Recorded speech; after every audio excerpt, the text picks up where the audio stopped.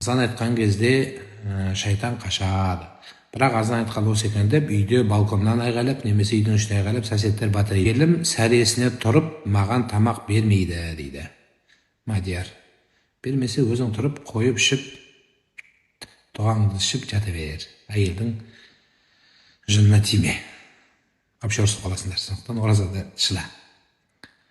Сіз сәресін ішіп болдыңыз ба? Иә. Сапарда жүргенде азан айту керек па? Ахуалға қарайсыз, жағдайға қарайсыз. Ассалаумағалейкум, салауатты қалай айтқан дұрыс, сәйидина сөзін қосамыз ба? Намазда қосылмайды, намаздан тысқары кезде айта беріңіз. Сапарға шыққан адамға ораза ұстауға бола ма? Болады. Боянуға бола ма? Болады. Таң намазы ораза бұзбайды, боянсаң деген ғой. Таң шам намаз, құптан намаздан өзіңе естілетінде етіп оқып, дауыстап оқуға болады емес пе? Әйел не қыз балаға дауыс шығар оқу туралы сұрақта. Әйел адам вообще дауыс шығармайды, сыбырлап оқиды, сыбырдан да төмен қылып оқиды.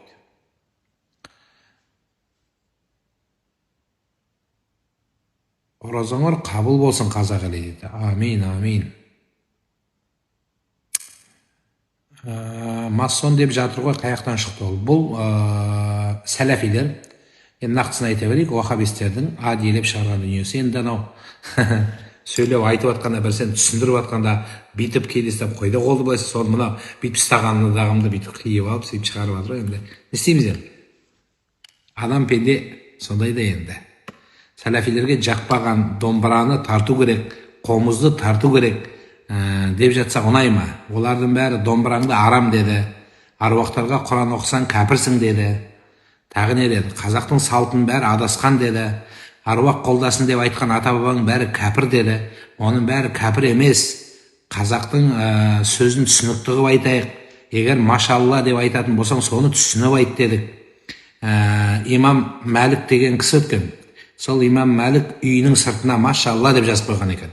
Соның бәрі сұрапты, не үшін жазып қойдыңыз десе, адам жәннетке кірген кезде машалла сөзінің мағынасын білсе, жәннетке машалла деп кіреді деген екен. Кірген кезде де соны айтады деген екен. Сол машалланың мағынасын біліп айтыңдар дедік. Содан кейін өз салтыңды, дәстүріңді аяққа таптама дедік. Соның бәрі ұнамайды енді. Бірақ олар боқтағанға оразада боқтай береді. Кеше біреуін сотқа берем деп айтып едім, жалынып, кешіріңізші, экстремизммен сені жауапқа тартамыз деп едік. Кешіріңіз аға, енді ондай жазбаймын, ондай істемеймін деп айтты. Сондықтан енді не айтамыз? Кешіріңізші деді. Енді адам сондай да енді. Неге басқа ұлттың мәдениетіне жауап бересіз? Қазаққа келгенде ұрысқыңыз келіп тұрады дейді. Біздің халқымыздың салт дәстүріне, ұлтымыздың салт дәстүріне тиіскен адамға ұрысқым келеді. Шын мәнінде ұрысқым келеді. Өйткені біздің салтымызды жоққа шығарып, қазақтың бұрыннан келе жатқан дүниесін жоққа шығарып, басқа бір елдің жат нәрсесіне еліктегенде оған не айтуға болады? Пайғамбарымыз күйеуіме шапан жауып алып кетіпті түсінде жүріп бересіз бе? О, машалла. Пайғамбардан, жалпы пайғамбар, қазір біз соңына қарай айтайын, осы пайғамбар туралы осы жерде айтамыз. Қазір түске қарай өтеміз, ұйқыдан, біз 2 күн бойы ұйқы тұралдық, сол ұйқыдан түске қарай өтеміз, жайлап соны сол жерде айтайық, сол жақсы болады. Сұрайын дегенім, өзіммен өзім қорғамын, әр нәрсеге шошынамын, неден болуы мүмкін дейді.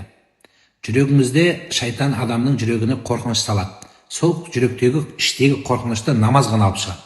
Адам намазға тұрған сайын іштегі уайымы шешіледі. Сондықтан сізді намаз оқуға шақырам. Сәресіне ерте ішсе бола бере ме? Бола береді.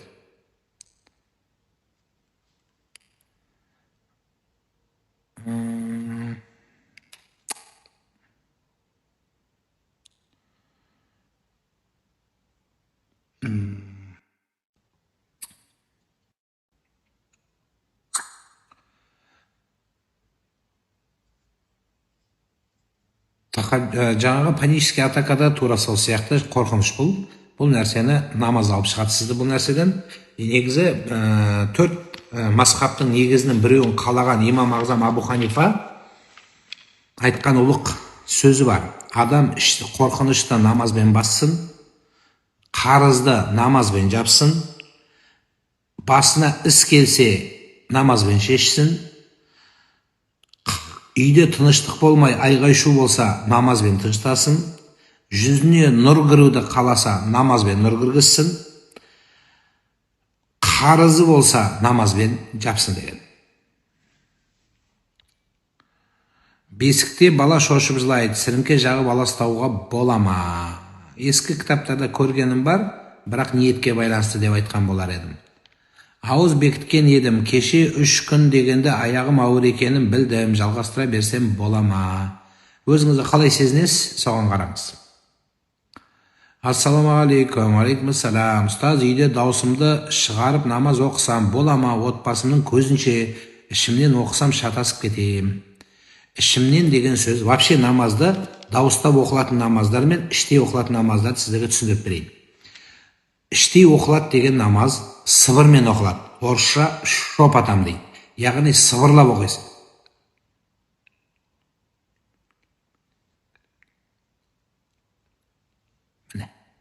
Бұны сыбырлап дейді. Іштей деген осы. Енді кімде-кім аузын ернін қимылдатпай, бұлай оқыса намаз болмайды. Кем дегенде өзі естіп, өзі түсінетіндей дәрежеде жай сыбырлау керек. Бұл бір. Ал енді дауыстап оқылатын намаз. Міндетті түрде жалғыз оқыған адамда, жамағатпен оқыған адамда іштей оқылатын намаздарды іштей оқылу уажип болып табылады. Дауыстап оқылатын намаздарды таң намаз, ақшам намаз, құптан намаздарды жамағатпен оқыса дауыстап оқу міндет болады. Жалғыз оқитын адам дауыстап оқылатын намаздарды дауыстап оқыса да, іштей оқыса да өзінің ықтиярына түседі.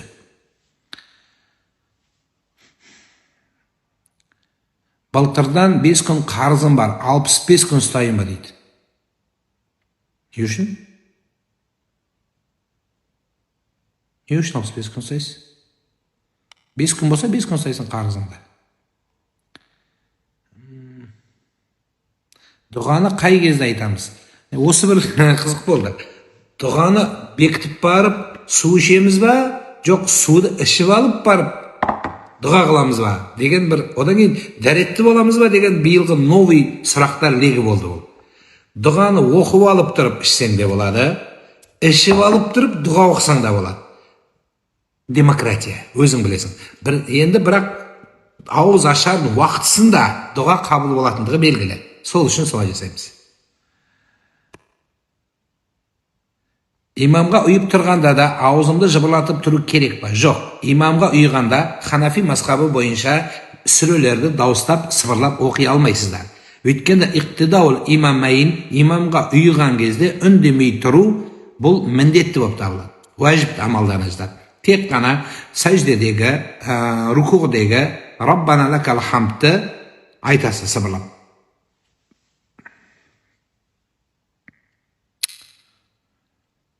Шығыста ауыз бекітіп қойдық дейді. Қабыл болсын.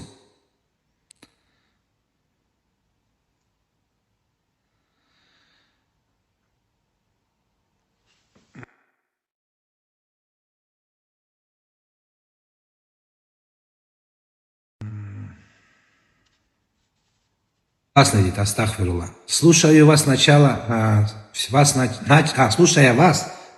читать намаз, дейді. Слушая вас, я стала лучше, дейді. Альхамдулилля. Это у вас было. Если Всевышний вас наставил на правильный путь, радуйтесь. Всевышний вас любит. И это даровано вам за ваши хорошие дела. Милость Аллаха на вас есть. Если я поспособствовал этому, это на то тоже милость Всевышнего Аллаха, воля Всевышнего Аллаха. Ат-тахиятты оқымаймыз ба имам қойды? Оқисыз, ат-тахиятты да оқисыз, салауатты да оқисыздар. Мен бірінші рет ұстап отырмын, құттықтаймын. Ассалаумағалейкум, дәрет алмай, ораза жапсам бола ма? Жолда келе жатырмын, ақ жол, бола береді. Күйеуге ұйғанда қалай оқиды? Тура солай оқисыз. Күйеу де сонда имам болады. Күйеуіне ұйып намаз оқығанда аял қайсы дуаларды айтыш керек? Сананы айтыш керек. Аллаху акбар такбир аласыз. Сана деген субханак Аллахумма бихамдик Ва табарак асмук, ва таала жаддук, ва жалла санаука, ва ла илаха гайру. Жалла усака жаназада айтылады. Андан кейін унчукпай турасыз. Имам күйөөңүз Ағузу бисмилlah мен Фатиха окуйт. Андан кейін вала далин дегенде амин деп айтышыңыз керек. Аллаху акбар дегенде субхана раббиял азимди 3 мәрте, 5 мәрте, 5 мал, қанша мал айтып үлгересіз. Ошо мал айтасыз. Сами Аллаху лиман хамида дегенде раббана лакал хамд дейсіз. Андан кейін саждаға барасыз. Екі сажданың ортасында біздің Ханафи мазхабында дегелей жоқ. Эми раббигфирли деп айтсаңыз деле болмок. Андан кейін салават, ат-тахият салават дуаларды оқып қоясыз. Ауыз ашарды үйде берген дұрыс пе, кафеде берген дұрыс па дейді. Үйде берген жақсы. Үйге құт береке болады.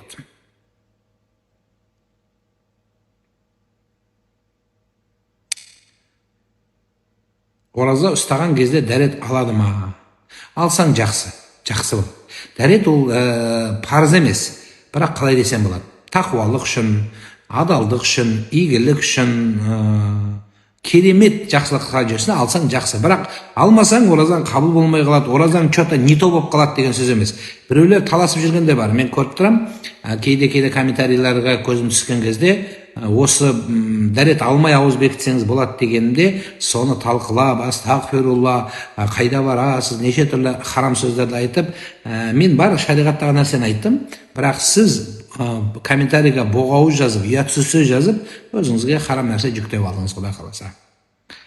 14 жасар қыз бала орамал кию керек пе дейді. Балиғат жасына жеткеннен кейін орамал тағу міндет болып қалады. Истиғфарды, зікірді қалай, қандай, неше рет айту керек? Қанша рет айта аласыз, сонша рет айтасыз. Оның саны, оның количествосы, оның общий саны маңызды емес. Оның біреу айтсаңыз да жүректен шығуы маңызды. Ораза болып анализ тапсырса бола ма? Болады. Некемізді қиып беріп едіңіз, красавчик аға, рахмет дейді. Алла разы болсын. Ораза деді тырнақ алуға бола ма? Болады алтыным, алыңыз тырнақ өсіп кетсе. Жолдасым шетіне еді, өзім оразамын, бұзыла ма дейді. Жоқ, бұзылмайды, ұстай беріңіз. Балиғат жас қыз балаға неше? 9 жаспенен 15 жастың ортасы. В исламе можно ли женщинам красить волосы в черный цвет? Женщинам проблем нету. 2 рет жер сілкінісінен кейін қатты қорқыныш бар. Түнде ұйқы бұзылады, тек қана қорқынышпен жүреміз. Тахаджуд деген намаз бар. Тахаджуд деген түнгі намаз бар. Соны оқысаңыз, Аллах Тағала жүрегіңізге тыныштық береді. Мен алдағы бір эфирлерімізде, Құдай бұйырса, оразаның соңғы онкүндігінде тахаджуд туралы бір эфирім бар. Соны көріңіздер. Сол жерде бүкіл тахаджудтың сыры менен, қасиеті менен оның пайдасын ашып беремін. Бірақ шетін ғана ашып қойайын, сол жүректегі қорқынышты тахаджуд намаз 100% жабады.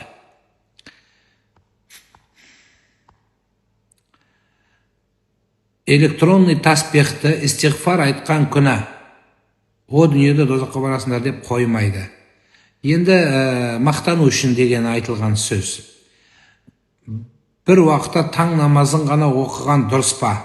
Бір уақыт таң намазын. Енді ондай нәрсе жоқ, 5 уақыт намаздың 5-еуі де парыз. Енді вообще намаз оқымаған адам жаңадан бастап, енді үйреніп жатырым, осы таң намаздан хотя бы бастайын ба десе, болмайды, оқысаң 5-еуін оқы, оқымасаң қабыл емес деген сөзді айтпаңыздар. Жаңадан бастаған адам үйренсін, біреуінен болса да бастасын, Құдайым берсе сол бір намаз, оны сол қалған 4 намазға жалғайды. Ораза кезінде нечайына бір жерің қанап кетті, оразаң бұзыла ма? Жоқ, бұзылмайды. Чайына болса да, не чайына болса да бұзылмайды.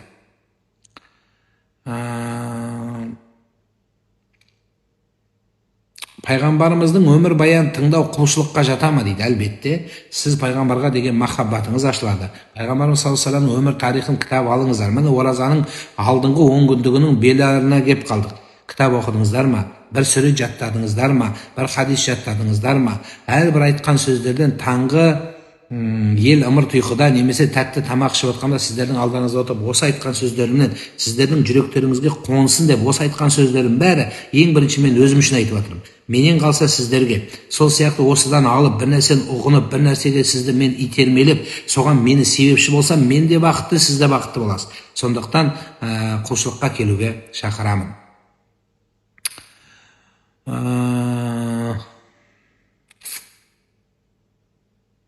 Намаз оқымаған адам тахаджуд оқыса бола ма? Бастасыншы, неден бастаса да.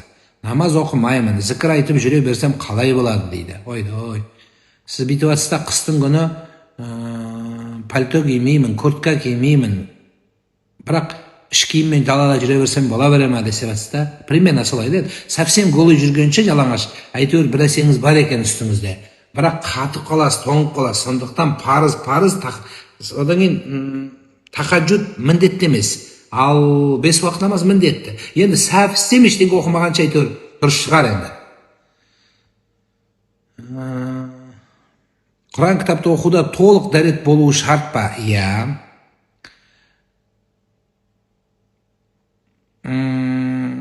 Ораза кезінде бассейнге, тренировкаға баруға бола ма? Оразаны бұзбайды, егер су ішіп қоймасаңыз.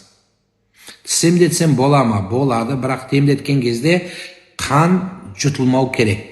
Ораза кезінде тіс жұлдырсаңыз, уколынан ораза бұзылмайды, өз сілекейіңізден ораза бұзылмайды, салған лидокаин, новокаиннан тісіңіз оразаңыз бұзылмайды.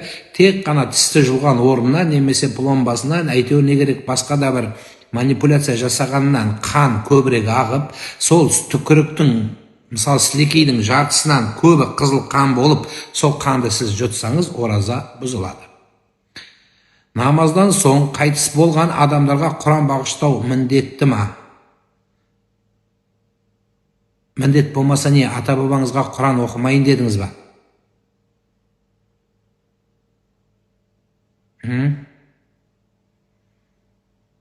Міндетті түрде оқиықпыз. Біз дүниеден, әлбетте, кітапта міндет емес Құран оқу, бірақ бұл біздің салтымыз, бұл біздің дәстүріміз, бұл біздің жолымыз. Дүниеден өткен бүгін біз бармыз, ертең біз аруақ болармыз.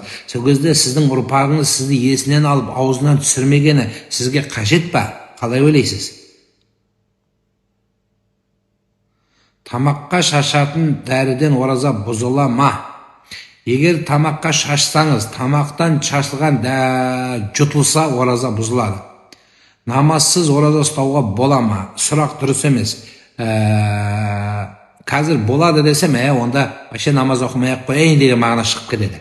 Жоқ, намаз оқымаған адамның оразасы қабыл бола ма деп сұрасаңыз, сұрақта дұрыс болады, жауап беруде сәл более удобный болады да. Яғни ораза қабыл болады деп айтамыз. Намаздың статьясы бөлек, оразаның статьясы бөлек. Намаздың делосы бөлек, оразаның делосы бөлек. Жай кісіге ораза ұстауға бола ма? Жай кісіге деген неден сөз? Простой қазаққа ма, ташки теретін қазаққа ма, жұмыссыз қазаққа ма, кімге ол? Ораза байларға деген әңгіме жоқ қой.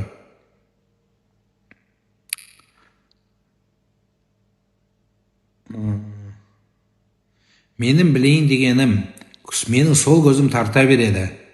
Не үшін? Айтып жіберіңізші. Сізге былай жауап берсем, окулист деген врачқа бару керек. Сол айтады. Ана сол көз тартса бүйтіп сүйіп қойып, енді қуанам, бүйтсе қайғырам деген анекдот. Бірақ солай болады. Алла Тағала сені сынап, сондай жасап қоюы да ықтимал. Жөтеліп жүрмін, қақырық жұтып қоям, оразам бұзыла ма? Жоқ, қақырыңыздан бұзылмайды, бірақ макрухтығы бар, әдепсіздігі. Оның өзін әдейлеп жұтсаңыз, байқаусызда жұтсаңыз ештеңе етпейді. Мен байқамай сүрініп түсіп құлаған кезде аузыма 2 алма 3 литр су.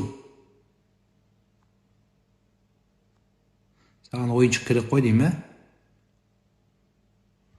ойнама бала. Сол айтқан сөзіңе қақалып қалып жүрме. Ойнама бала. Түс туралы айтам деп едіңіз, қазір өтеміз түс туралы. 8 сүре білемін. Тарауық оқысам сүрелер қайталанса бола ма? Болады, алтыным.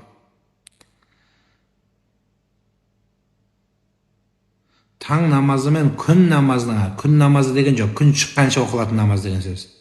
тахаджуд намаз оқу тахаджуд оқу үшін ұйықтап тұру шарт па? Шарт деп айтпаймыз, бірақ пайғамбарымыз саллаллаху алейхи ва саллям солай істеген. Сондықтан солай істегеніңіз жақсырақ болады. Геморройдың свечасын қолданса бола ма оразада? Машхур, белгілі соңғы заманауи имам Зарқа сияқты ғалымдардың айтуы бұзылады деп айтады. Егер ішіне қарай кетсе ары қарай, егер бері жағына салып, ол жағынан ол төмен түсіп ағып кететін болса, онда ораза бұзбайды деп айтады. Қалай болғанда да клизма оразаны бұзады. Бүгін ішіп, ертең аузымды бекітсем бола ма? Астағфирулла. Сен ойнама. Бала, ойнама.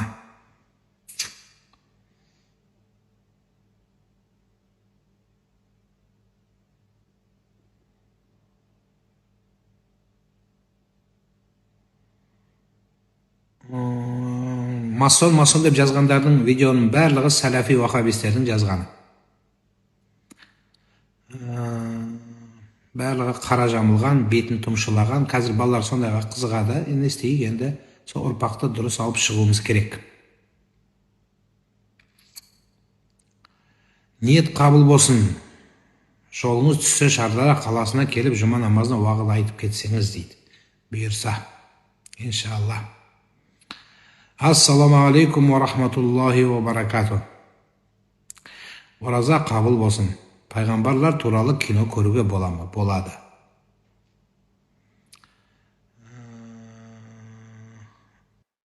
Миск жағыңда дұхи емес, дұрыс емес. Екеуі де дұрыс. Өйтіп, мискін елдің бәріне оңай бермейді. Сіз анау спирті бар, қазір сондай бір бізде тенденция қайландырып баратыр да, бүйтіп елді бөлу, мына әтірде бөлу, өмірде бөлу, енді намаз оқымағандар деп бөліп, қазақты уже екіге бөліп біттік. Сондықтан олай жасамаңыздар. Мүмкіншілігің болса жақ, бірақ тек қана миск жағу керек деген сөз қате сөз. Олай жасамаңыз. Халықты бөлмейік. Біз онсыз да біріктіремей жүрген ұлтымыздың басын олай жасамаңыздар. Әтірді себу бұл жақсы. Имам Ағзам Абу Ханифа деген имамымыз әтірсіз жүрмеген. Және әтірі әйеліне ұнайтын болған, маңайларына ұнайтын болған. Сол сияқты әтірді мискті жағып алып, мискті бұлай да жағып, миск деген жаңағы масляной ғой. Қазіргі люкстан жоғарғы барлық нишевый дейді, сол парфюмдардың ішінде барлығында дерлік маймен болады. Сол сіздің мисігіңізден жақсы. Мисктердің 99% химия болады. Сен соны жағып, өзің ұнайтын жағып мұрныңа тығып аласың, қасындағыларға ұнамайды. Сондықтан ол дұрыс емес. Ораза ұстап жүргенде тісімізді жусақ бола ма? Тісті жусаң болады, жуу керекті. Енді сәресіне дейін зубной паста қолданған жақсырақ, кейінірек жатып тұрып, ұйықтап қалып, тағы да жұмысқа барарында тісімді тазалайым десең, дұрыс болады.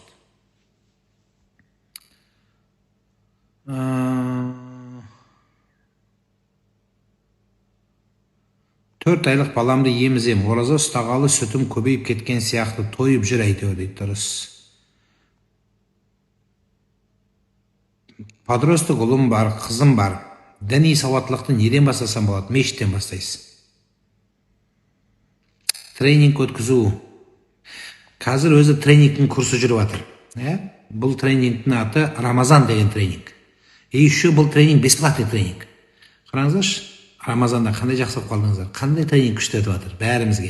Сізге де, маған да, мен де ертең тұрып қарап не айтам, осынша тыңдайтын адамға не сөз жеткізем деп мен дайындалып жатырмын. Сіздер тыңдап ләззат алып жатсыздар, сіздерге қандай жақсы тренинг болып жатыр. Бізде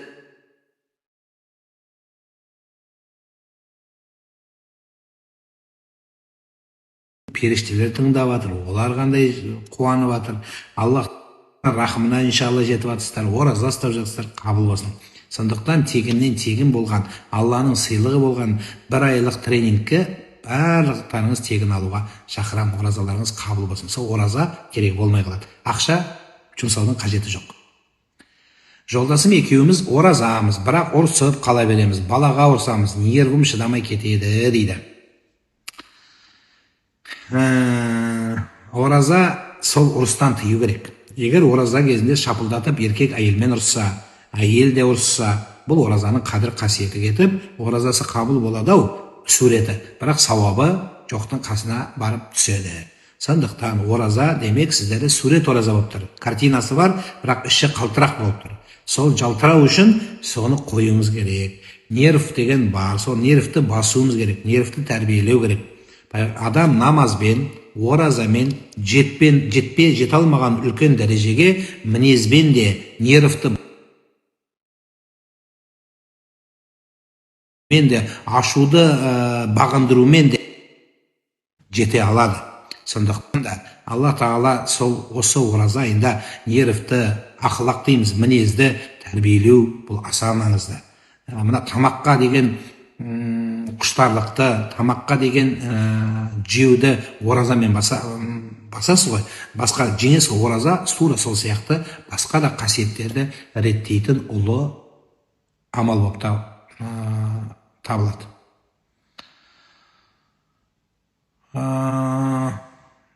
Намаз оқымай тәсбih оқуға болады ма? Намаз, тәсбih.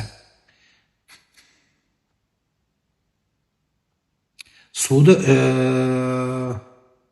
ішкенде отырып ішу керек па, или тұрып ішу керек кінә ма? Отырып ішкеніңіз жақсы, денсаулыққа жақсы және сүннетке муафиқ жақсы амал болады. Енді тұрып ішіп қойсаңыз үлкен күнә емес. Бірақ шама келгенше отырып ішкен жақсы болады. Суды да, тамақты да, кез келген нәрсені. Әйелім орамал тақпайды, не істеймін дейді. Сол әйелді орамалға алып келетін сіздің мінезіңіз, әйелді орамалға алып келген сіздің иманыңыз, әйелді орамалға алып келген сіздің адами қасиетіңіз, сіздің нағыз ер азаматтығыңыз алып келеді. Әйелді қорқытып, ұрып, соғып, тепкілеп, боғауыздап, арына тиіп, намысына тиіп, оны шошытып, балалардың алдында қорқытып, бұл жақсылық абыройыс емес. Ла икраха фид-дин, дінде зорлық жоқ. Сіздер қорқытып, үркітумен адамды тәрбиелемейді. Сондықтан да сол мәселеде өзіңізді реттесеңіз, әйеліңіз сізге қарап тураланады. Жолдасым ораза ұстауға қалай итермелесем екен? Себебі білмеймін, уақыт келген жоқ, әр адам өзінше шешім қабылдайды дейді. Сондықтан сіз өзіңізді реттеңіз. Сол ораза ұстағаннан кейін өзгеріс табыңыздар. Міне басталды ораза. Не жақсылық үйрендіңіз? Қандай жақсылыққа бет бұрдыңыз? Өсекті көбейттіңіз ба, әңгімені көбейттіңіз ба? Оразаға кірген адам балық сияқты болып, суды, құлшылықты көбейтіп, күнәні азайтып, адам өзгеріске келмесе, қалайша сіз біреуге ораза ұстап ақылыңыз жүреді. Оразаны өзің ұстағаннан кейін біреуге ұстауға себепші болу үшін сол оразаны сіздің шашыңыздың басынан бастап аяғыңыздың ұшына дейін оразаның нұры сіздің бойыңызда болу керек. Біз ораза ұстаған сайын өсек, өтірік, тиктоктағы әңгіме, комментарий, бір-бірімен ұрысу, жағаласу, бір-біріне жауап беру, десе мәдеу, осы нәрсе көбейсе қайдағы сізде біреуге әсерлі болмақ сөзіңіз. Сондықтан сөз біреуге өту үшін, ел сені тыңдау үшін, сол айтқан нәрсеге өзің амал қыл деп айтылады. Сонда ғана өтеді. Сәресіде сізді тыңдап отырмыз, жолдасымыз екеуміз, Алла разы болсын. Сол жолдасыңызды алақаныңызға салыңыз, жақсы сөз сөйлеңіз. Бір күн келеді, құрметті тыңдармандар, айтайын десең адамын таппайтын боласың. Бір күн келеді, менсінбеген күйеуіңе жете алмай қаласың болады. Бір күн келеді, пұшық әйеліңе жете алмай қалатын күн болады. Соны армандайтын күн болады. Сол кезде маңайдағы 4 миллиард еркек сізге еркек боламайды, 6 миллиард жар боламайды. Сондықтан барында бағалап, жақсы сөз айтып, осы оразаны пайдаланып бір-бірлеріңізге мейірімді болыңыздар. Садақаны айтыңызшы дейді. Садақа деген шындық, туралық деген мағынаға келеді. Садақа өзінен артылған нәрсені Алла ризалығы үшін арнау. Садақаның ең үлкені және ең жақсысы шындық айту. Садақаның ең патологы біреуге қиянат жасамау. Садақаның ең зоры күлімсіреу. садақаның ең жақсысы жақсы ой пікірде болу. Жолда жатқан тасты алып тастау, осы садақа болады. Садақа деген тек қана ақша беру емес. Садақа деген Каспийден ақша аудару емес. Сондықтан садақа деген әрбір сөзінде нұры болған үлкен амал. Әйел адамның айлық күнін айтыңызшы дейді. Ол кезде ораза ұстамайды, ол кезде намаз оқымайды. Оразасын қайтарады, намазды қайтармайды. Ағаш, тал, мазардың ішіне отырғызуға бола ма? Қоршаудың ішіне тал ағашты отырғызудың керегі жоқ. 50 жылда ел жаңа, 100 жылда қазан демекші, біраз уақыт өткеннен кейін сіздің ағашыңыз үлкен тал болады. Сол тал болған кезінде ол ағаш тұрғызылған мазарыңызды қиратады. Тамырымен, жапырағымен, мұсырымен, әйтеуір қасындағыларға қиянат жасайды. Сондықтан талдың ексеңіз, біріншіден сыртына егіңіз, мазардың сыртына. Кейін балалар шауы болады, кесіп алады, отын қылады, мебель қылады, ағаш қылады, орындық қылады. Егер басқа жеріне егетін болсаңыз, кішкентай кәрілік егіңіз. Содан биік өспейтін да, біреуге бір жағына қарай еңкейіп кетпейтін. Садақаны Каспиймен берген дұрыс па, мешітке әлде барып берген дұрыс па? Барып бергеніңіз жақсы. Барасыз, мешіттің ішіне отырыңыздар біраз, алақан жайып екі бас намаз оқисыз, мешітке келген адамдарды көресіз, молданың жүзін көресіз, сол жерде бір-екі сауалыңызды қоясыз, ата-бабаңызға Құран оқытасыз. Каспийде оқимайды сізге ешкім. Каспийде ваш перевод принят, доступно деген жерде фатиха оқып қойдым деген сөз шықпайды жерде. Сондықтан қараңыз. Ораза ұстап өз-өзіме риза болып жүрмін дейді. Тамаша. Что такое жарапазан и как на нее реагировать? Спокойно реагируйте. Жарапазан – слово арабское. Джаа Рамадан. Приближается Рамазан.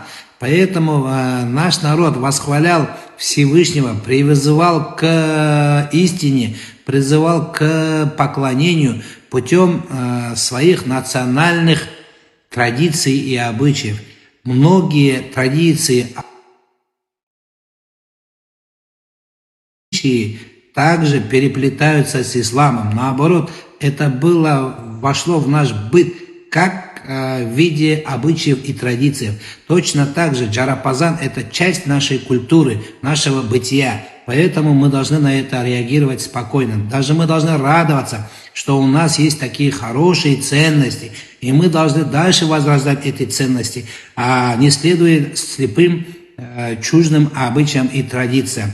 Наша религия – ислам, наша книга – Коран, и наши предки были мусульманами. И чтобы нам легче удавалось познать нашу религию, поэтому многие моменты были не то что придуманы, вошли в наш быт вот эти традиции, обычаи, которые непосредственно поддерживают ислам и также переплелись с религией нашей. Намаздың уақытынан кешігіп қалған кезде келесі намазға дейін оқу керек пе, әлде келесі намаз уақыты кіргенде оқу керек пе? Егер бір намаздың уақытысы шығып кетсе, келесі намаздың уақыты кірсе, онда ол намаз қаза болып табылады. Қазаны максимально тез оқуға тырысасыз. Ауыз бекітіп болдым, уақыт толғанша су ішсем бола ма? Болады, уақыт кіргенше. Емізулі анаға ораза парыз ба, әлде кейін ұстаса бола ма? Жағдайға қарап көресіз. Балаңыз смес ішсе, сүтіңіз көп болса, бала аз ішсе, онда ұстағаныңыз жақсырақ. Егер өз денсаулығыңыз нашар болып, балаға онсыз да сүт жетпей жатса, онда ұстамайсыз, кейін қазасын өтейсіз.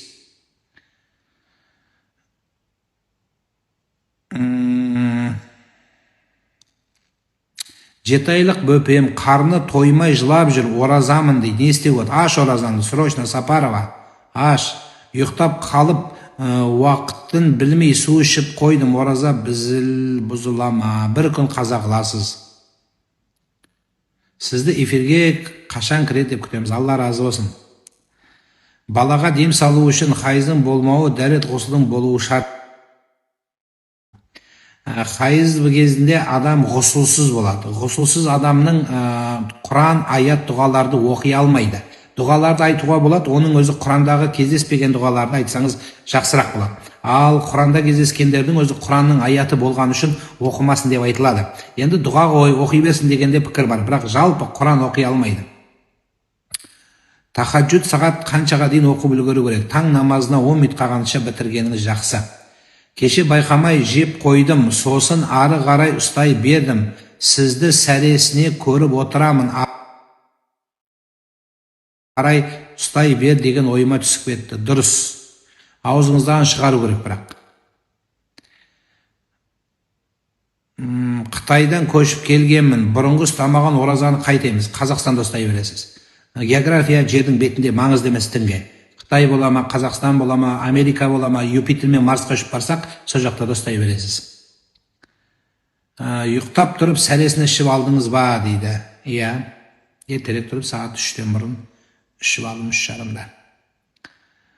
Сіздер үшін соныңыз. Енді сіздер отырып ішіп, мен ішіп отырсам, аузым шалпылдатып тұрыс па? Ыңғайсыздау шығар. Менің бір бүйрегім солып қалған, сонда да оразамын дейді. Алла шипа берсін, жеңілдік берсін, Алла сізге қуат берсін. Етеккір келсе ораза ұстауға бола ма? Болмайды. Тоқтатасыз. Ұстасаңыз да қабыл болмайды. Кейінірек тазаланғаннан кейін ұстайсыз. Аға, қызымның қолында артық саусақ бар, алдырсам бола ма? Детский хирургқа барасыз, сол шешеді. Ауылда молда ақысы береді, қалада неге айтылмайды дейді. Онсыз да молдаларды жан жеп баратыр. Масон дейді молданы өлім туралы айта береді дейді, молда ақша сұрай береді дейді. Молдаларға әкім мен молдаларды жеп бітетін болды.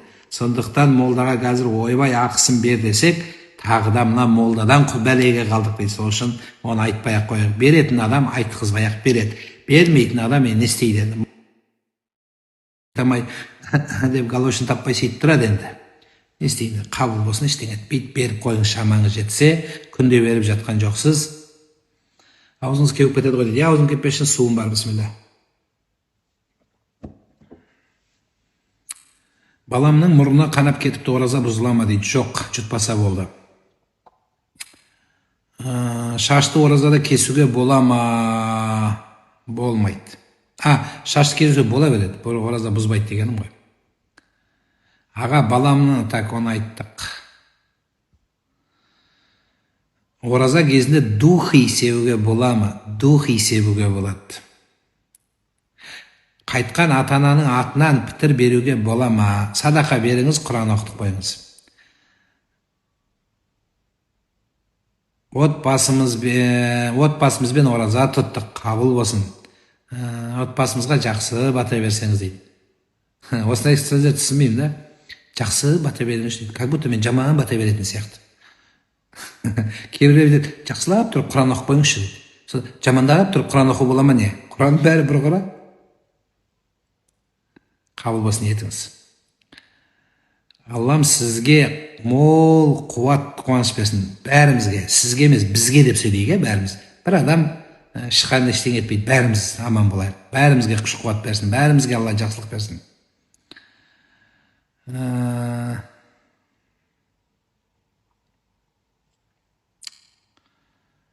Спирті бар настойканы ішуге бола ма? Дәрігер беру керек. Ондай назначениені одан кейін басқа дәрі қалмау керек. Сонда ғана ішесіз.